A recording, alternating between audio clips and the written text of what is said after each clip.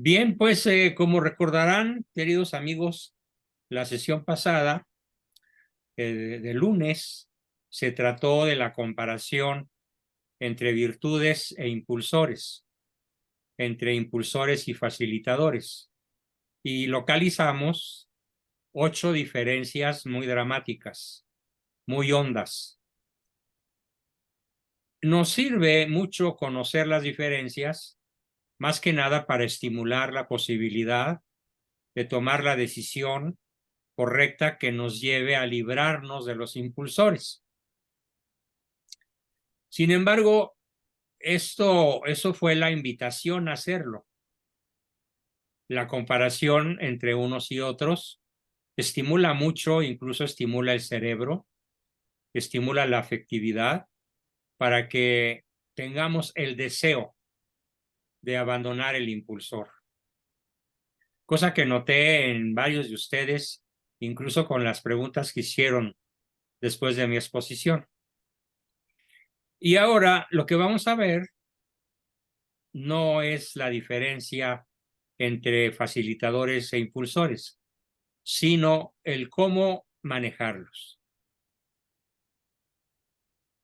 El qué hacer cuando los identificamos. El qué decisiones tomar para librarnos de ellos, de los impulsores. Así que nos vamos a concentrar entonces en ese tema. No estamos desarmados. Los psicólogos de la escuela realista, que somos 3 o 4 en todo el continente, porque los argentinos que dieron origen a esta corriente ya se murieron y no fueron reemplazados por jóvenes, y también se murieron los austriacos que formaron el Círculo Vienés de Psicología Profunda, católico, encabezado por a quien yo considero mi maestro a distancia, porque tuve la dicha de tener sus libros formidables, profundos, maravillosos, desde que yo era estudiante de la licenciatura apenas, o sea, hace más de 60 años. Y ya se murió también, y la escuela vienesa pues quedó sin representantes que tuvieran o que tengan la profunda valía y valentía que tuvo Igor Caruso para oponerse a los dogmas del psicoanálisis. Porque según el psicoanálisis, genio y figura hasta la sepultura. Según el psicoanálisis, infancia es vida posterior. Infancia, dicen ellos, infancia es destino. Y el primero que se opuso a esto, allá por la década de los 40 del siglo pasado, fue Igor Caruso. Después se opuso en Argentina Roberto Kertész, y ya para la década de los 70 me opuse yo, instigado, dirigido, inspirado por estos dos formidables autores católicos de la psicología profunda y que se opusieron a los dogmas freudianos de infancia es destino. No importa qué tan traumatizados, no importa qué tan influidos malamente hayamos estado en nuestra niñez, con una madre perseguidora, un padre autócrata, dedicados todos los días a decirnos las 5 maldiciones. Apúrate, no chilles, sé perfecto, trata más, obedéceme, compláceme. Y veo que muchas caritas sonríen porque a lo mejor se sienten aludidas. Bueno, pues ya llegó el momento de desobedecer esos mandatos de la liebre, que en realidad es un diablito. Un diablito de color blanco que parece inofensivo, pero que es terriblemente destructivo. El diablito del impulsor.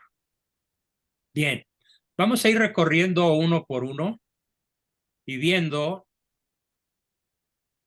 más que profundamente, que con mucha profundidad, pero más que con mucha extensión, con mucha carnita que morder, con mucha proteína dura, fuerte, para que nos quede bien claro qué podemos hacer con nosotros mismos, hacia nosotros mismos. Cuando hemos tragado el impulsor compláceme, perdón, el impulsor, por ejemplo, apúrate, y resulta que nos andamos persiguiendo a nosotros mismos. O peor, cuando andamos persiguiendo a los demás. Así que cuando explique yo el facilitador, cuando explique yo la solución para cada impulsor, lo vamos a pensar de manera doble, como una autopista de voy y vengo, como una solución que se puede aplicar en ambas direcciones, hacia mí mismo y hacia mi prójimo. Bien, comencemos por el apúrate. ¿Cómo enfrentar este mortal impulsor que nos puede hacer caer en la precipitación, en que rompamos cosas sin querer y a cada rato? Como nos decía por ahí una amiga al empezar la sesión, siempre ando rompiendo todo.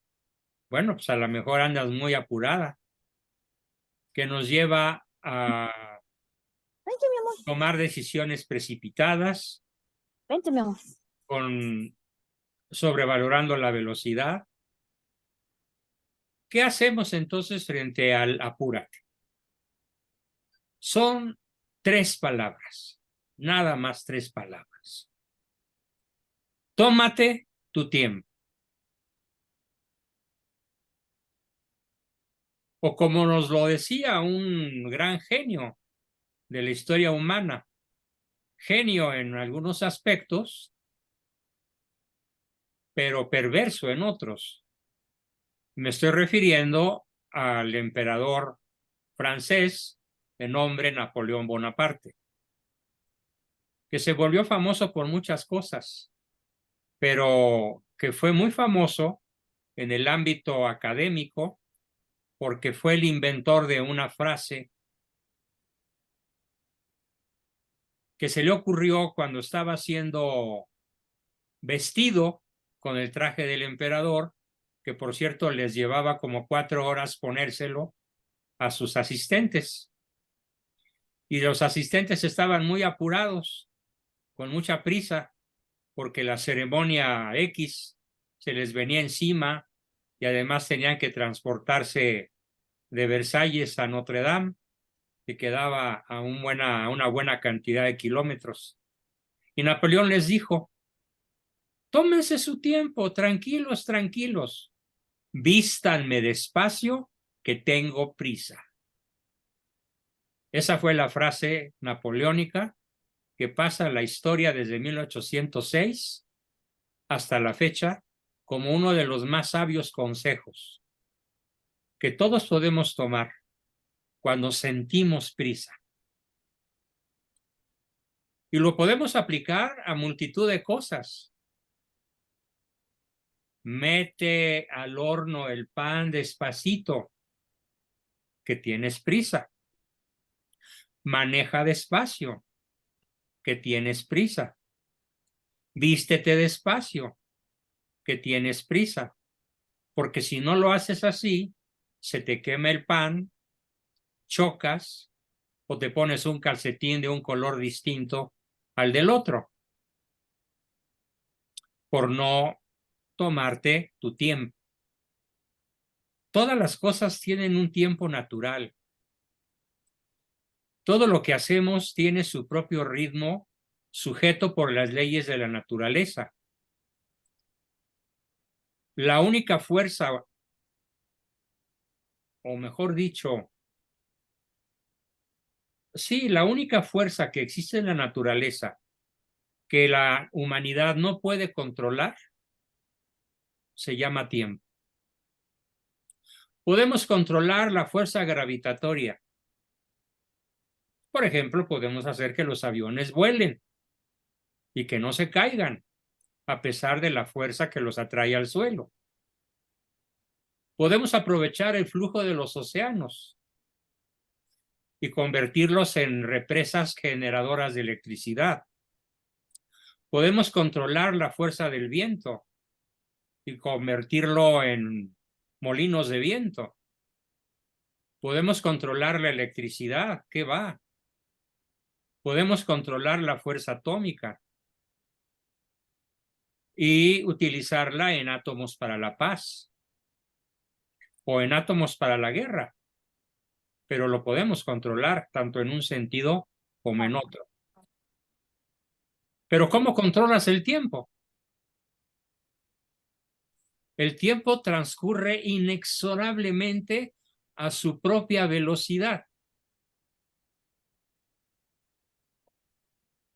Algunos autores de ciencia ficción diseñaron, como Isaac Asimov, por ejemplo, se le ocurrió pensar que si lográbamos hacer que la Tierra viajara a unos 8,000 kilómetros por hora menos de lo que va viajando por el espacio alrededor del Sol, cuya velocidad terrestre es de 108,000 kilómetros por hora.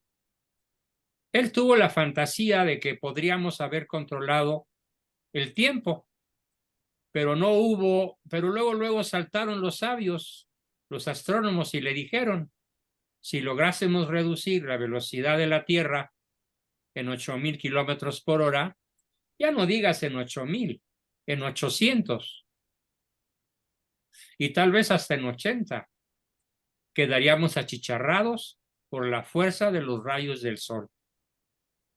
Así que bendito sea Dios que nunca vamos a poder hacer nada por detener o por ralentizar la velocidad de la Tierra, como tampoco acelerarla, porque entonces, dijeron los sabios, nos congelaríamos. Al quedar los rayos del sol a mayor distancia y a menor intensidad de lo que actualmente nos llegan. Así que olvídense, no podemos controlar el tiempo, solo lo podemos medir, pero no controlar. Es decir, no podemos hacer que las cosas sucedan más deprisa, ni podemos hacer que las cosas sucedan más despacio. ¿Qué tenemos que hacer? Vestirnos despacio porque tenemos prisa. Meter el pan que queremos cocer en el horno con mucho cuidado, sobre todo si el horno ya tiene calor, para no quemarnos los dedos o las manos. Todo tiene su tiempo, pues. Así que a partir de hoy, aquellos que tienen el impulsor apúrate, tómense su tiempo y vístanse despacio, que tienen prisa. Hay otros dichos populares, no por mucho madrugar amanece más temprano. No va a amanecer más temprano, pero sí nos podemos levantar más temprano. Y entonces ahí sí aplica aquello de al que madruga Dios le ayuda. Y multitud de dichos más de la sabiduría popular. Pero ¿cuál es el más importante de todos? Tómate tu tiempo y vístete despacio porque vas deprisa. Maneja despacio porque vas deprisa. Porque manejar despacio o manejar al flujo adecuado de la autopista o de la carretera o de la brecha requiere prudencia para lograr el objetivo deseado. Y la prudencia difícilmente está ligada a la velocidad, a menos que se trate de ganar una carrera, como en el caso de el Checo Pérez y Verstappen, ¿no? Esos corredores de Fórmula 1. Bien, ese fue el impulsor número 1. ¿Cuál es el impulsor número 2 que vamos a analizar en su facilitador? O sea, contestándonos la pregunta de ¿y ahora qué hacemos? El segundo que vamos a analizar es el sé fuerte, en donde está prohibida la manifestación de cualquiera de las emociones naturales del ser humano. Repasémosla rápidamente. ¿Cuáles son? El miedo, la ira o cólera, la tristeza, la alegría y la ternura. En el sé fuerte, las 5 están prohibidas, unas más que otras. Pero culturalmente hablando, la que está más prohibida a los varones de este país es llorar de tristeza o llorar de miedo. A los varones de este país no les está prohibido encolerizarse y gritar y echar sapos y culebras y tepocatas y víboras negras. Es más, hasta está bien visto ser mal hablado y boquiflojo. Pero a la mujer no. A la mujer en general se le dice calladita te ves más bonita. Entonces, el impulsor sé fuerte es vivido de manera diferente, distinta entre varón y mujer. En el varón se sobrevaloran algunos impulsores, algunas emociones, perdón, y en la mujer otras distintas. Pero de cualquier manera el resultado es letal o puede ser letal. ¿Por qué? Porque todos tenemos necesidad de tener una rica vida afectiva. Y por riqueza afectiva vamos a entender la libertad interna y la libertad externa para poder manifestar todas nuestras emociones. Claro, aplican ciertas reglas de convivencia. Si vas a expresar tu ira o tu cólera, bien, pero no ofendas con ella. Si vas a expresar tu miedo, qué bueno, pero no te paralices de miedo. Si vas a expresar tu tristeza, qué bueno, pero no te hagas la víctima. Si vas a expresar tu alegría, qué bueno, pero no te pongas a brincar como chivo en cristalería. Y si vas a expresar tu ternura, pues que sea de la manera que al otro le agrada, no de la manera que a ti te gusta. Esas son restricciones adultas, templadas, para el manejo de las emociones, para la expresión de las emociones. Pero lo que quiero dejar bien claro es, te conviene llorar cuando sientes ganas de llorar. Te conviene reír y manifestar tu alegría cuando sientes ganas de hacerlo. Te conviene expresar tu miedo y sacarlo para no paralizarte.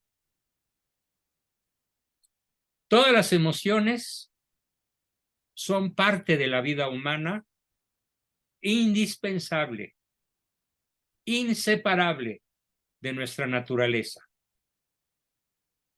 Así que vivámoslas, pero ¿cuál va a ser la palabra mágica para nosotros?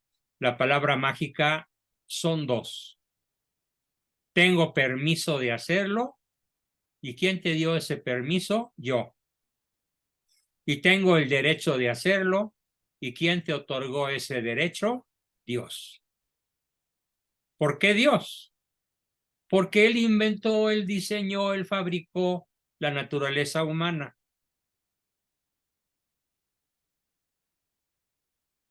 ¿Qué le corregimos a la naturaleza si es invento divino? Entonces, tenemos derecho y tenemos permiso. ¿De qué? De expresar todas nuestras emociones. Así que a eso se reduce el segundo y ahora ¿qué hacemos? Tenemos de permiso y tenemos derecho a expresar todas nuestras emociones. Y si alguien se nos atraviesa y nos dice no llores, pues no le hagas caso. Llora hasta que se te quiten las ganas de llorar. O sea, no obedezcas las restricciones, porque nadie tiene derecho a restringirte. Nadie tiene derecho a impedirte la libre manifestación de tus sentimientos y emociones. Bien, este fue el ¿qué hacemos? Número 2.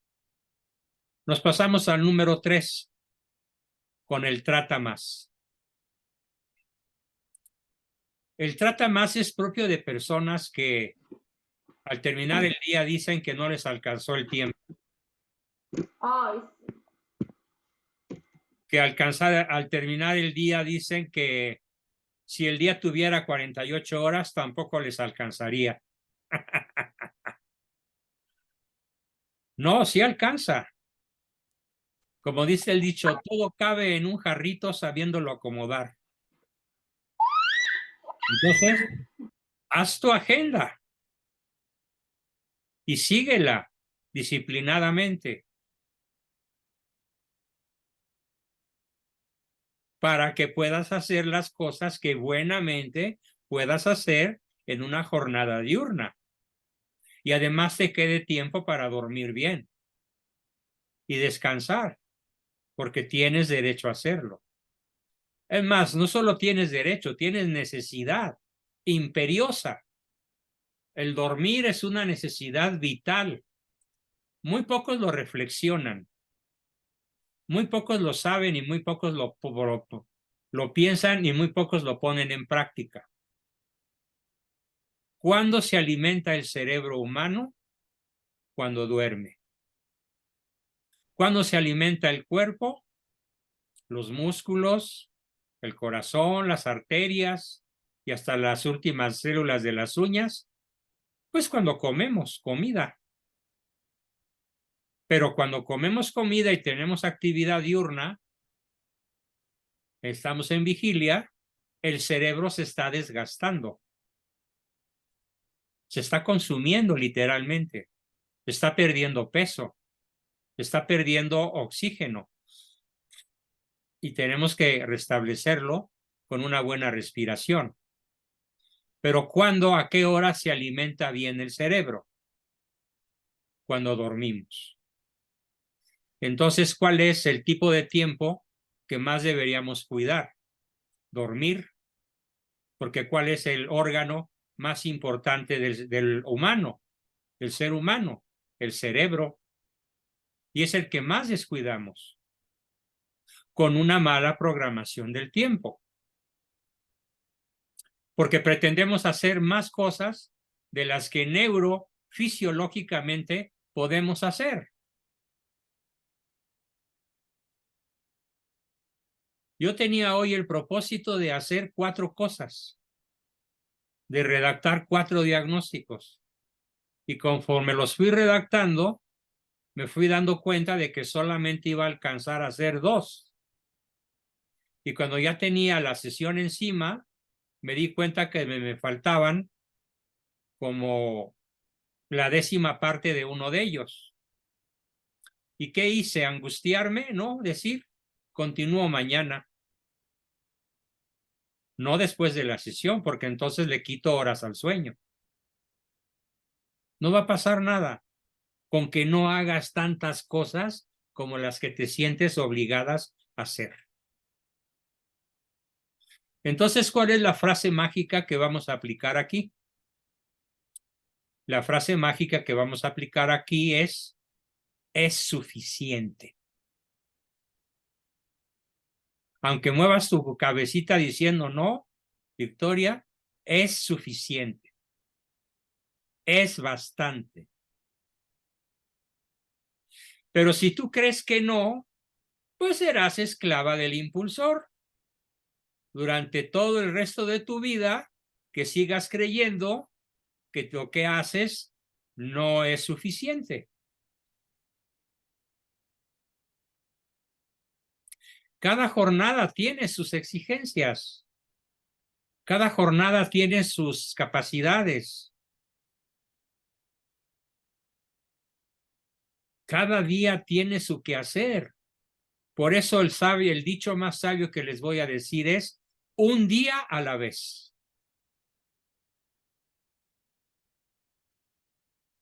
Bástale a cada día su propio afán. Me refuerza Ricardo. Un día a la vez. ¿Por qué? Porque bástale a cada día su propio afán. Somos limitados. No podemos andar por la vida tratando de hacer más de lo que podemos. A menos que queramos envejecer rápidamente o enfermarnos fácilmente.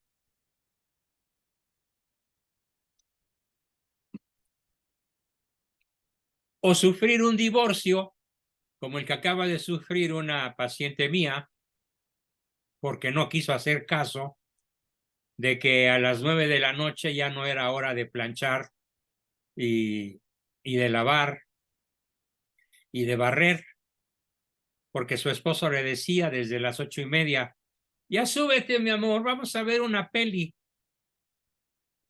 vamos a ver una serie, vamos a descansar, vamos a dormir, ya vente para abrazarte. Y ella le decía: no, todavía me queda poner otra lavadora de ropa.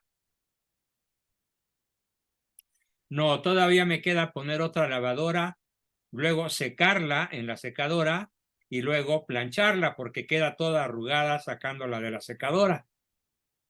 Hasta que el marido se hartó y un día le presentó el acta de divorcio.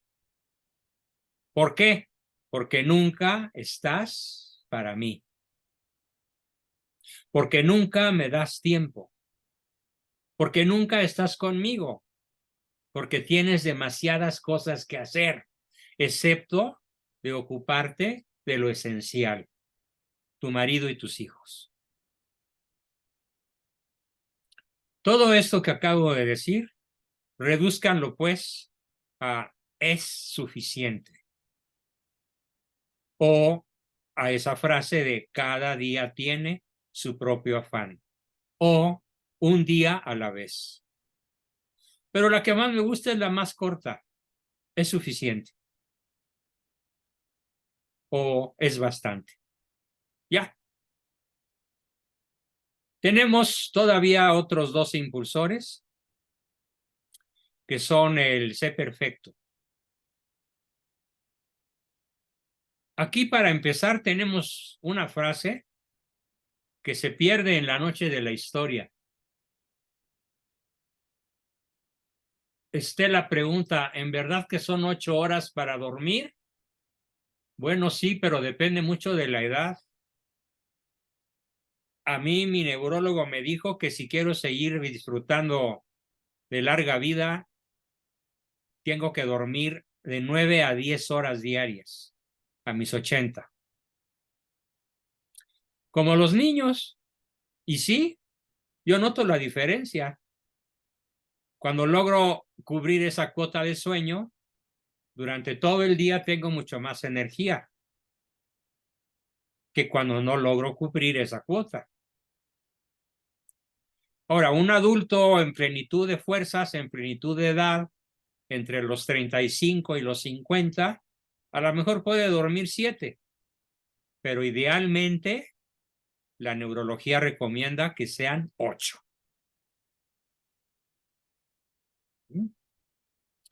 Bien. El sé perfecto. Solamente voy a hacer énfasis en una que no sé quién inventó, pero que yo la he repetido muchísimas ocasiones a muchas personas que tienen, desgraciadamente, este impulsor. Y es una frase que dice así: bueno, no es una frase, es un enunciado, es una oración gramatical que dice así: En el ser humano, lo perfecto es enemigo de lo simplemente bueno.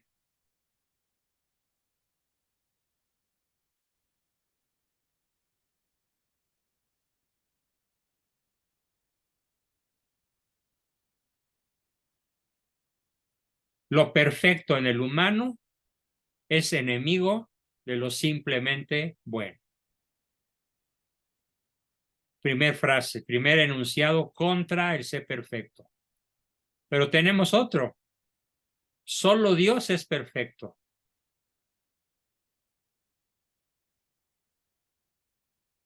Tanto en su naturaleza, Cristo es perfecto, tanto en su naturaleza humana como en su naturaleza divina.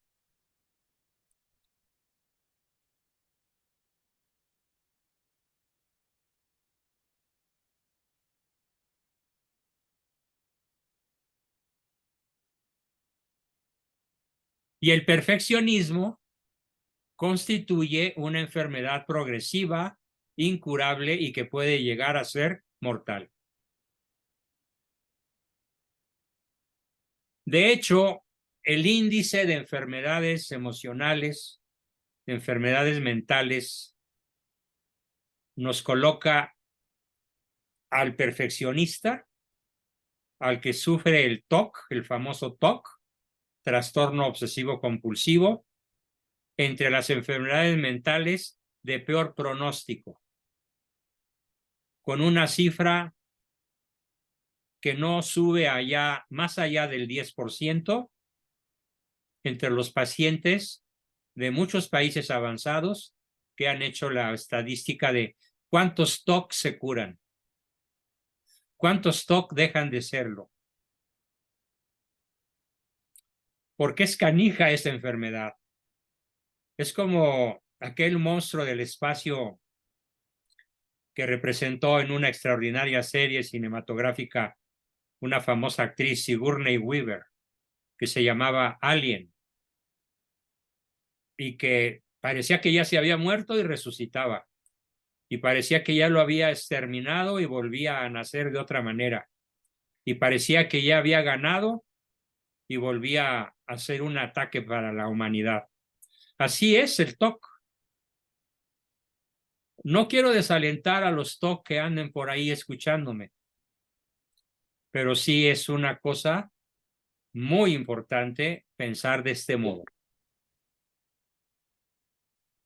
Si yo aprendo a amarme a mí mismo como un ser imperfecto, me puedo curar.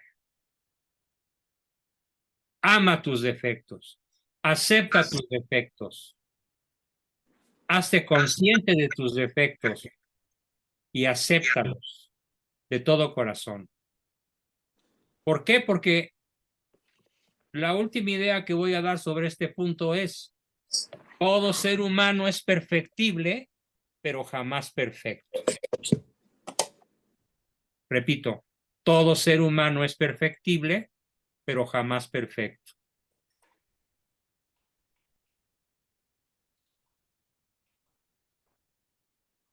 Bien, esto fue en cuanto al ser perfecto. Nos quedamos con la primera frase, lo perfecto, con el primer enunciado. Lo perfecto en el ser humano es enemigo de lo simplemente bueno. Y entramos al último impulsor. El último impulsor es el compláceme, que se vive como: yo quiero que tú hagas todo lo que yo quiero que hagas para que puedas disfrutar de mi amor. Como aquel niño que le preguntaba a su mamá: mami, mami, ¿qué hago para que me quieras más? Y ella le contestó: obedéceme. Terrible. A esa mamá yo la hubiera ahorcado. Simbólicamente, ¿no? Pero es una mamá cruel.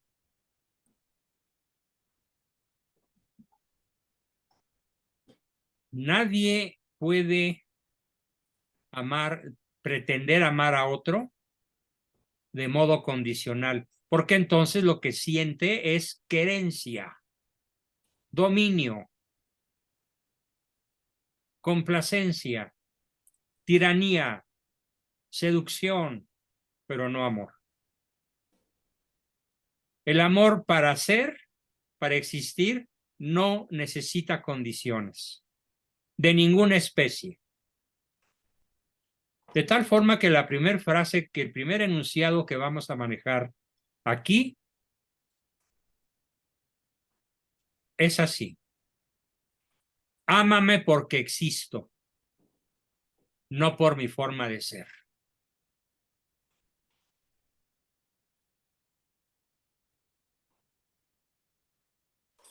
O bien, aplicado a uno mismo, me amo porque existo, porque soy hijo de Dios, no por mi forma de ser. Porque cuando empiezo a amarme por mi forma de ser, empiezo a ser soberbio y presumido. A caer en aquello de vean cómo lo hago yo. Vean qué salsa soy yo.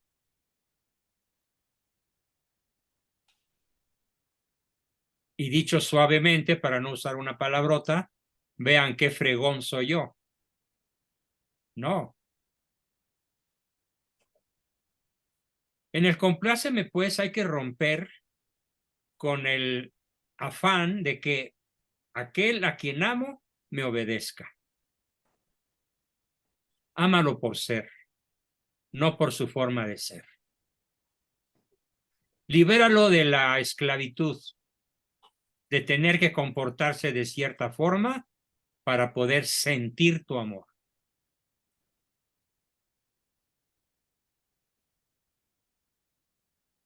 Eso no quiere decir que no lo corrijas si es un hijo, pero a los hijos no se les corrige regulándoles el amor como si fuera un tanque de oxígeno.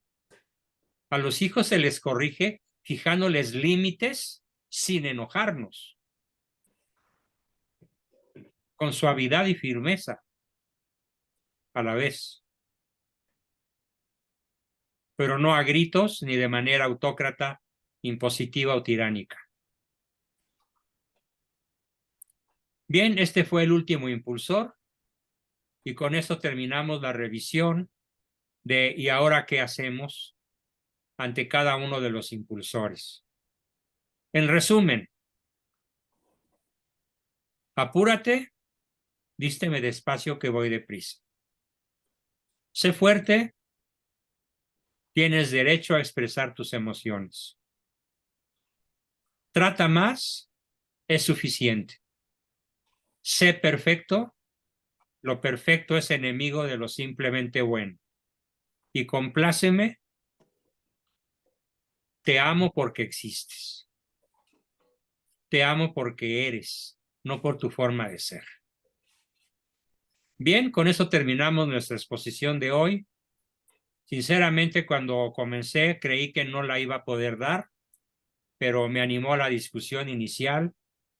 Ricardo puso la salsa como siempre, el saborcito, así que pude lograrlo. Aquí estamos y dedicamos unos minutos a sus preguntas, comentarios, aportaciones y demás. ¿Quién quiere comenzar? Adelante.